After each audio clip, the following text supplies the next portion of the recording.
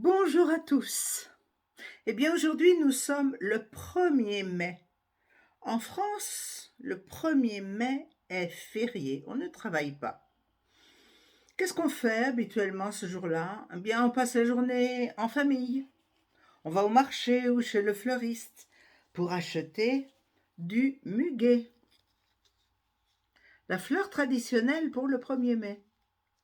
On offre du muguet à sa famille ou à ses amis pour porter bonheur.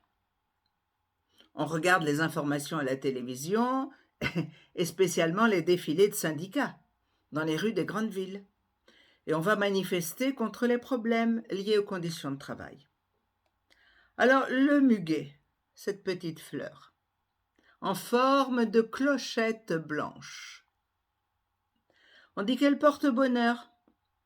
Et vous verrez sur les places des villes en France des gens qui vendent du muguet. C'est une tradition très ancienne. Alors, quelle est l'histoire de la fête du 1er mai? C'est d'abord aux États-Unis et au Canada que tout a commencé. En 1886, les ouvriers qui travaillent dans les usines ont des journées de 12, 14 et même 16 heures. C'est trop. Ces travailleurs décident alors d'organiser des manifestations pour montrer leur désaccord et pour exiger du gouvernement de réduire le nombre à 8 heures par jour. En Europe et dans de nombreux pays, ces manifestations américaines donnent des idées. Et c'est en 1890, en France, que les ouvriers manifestent pour réduire leur journée de travail à 8 heures, eux aussi. La loi des 8 heures par jour ne sera votée en France qu'en 1923.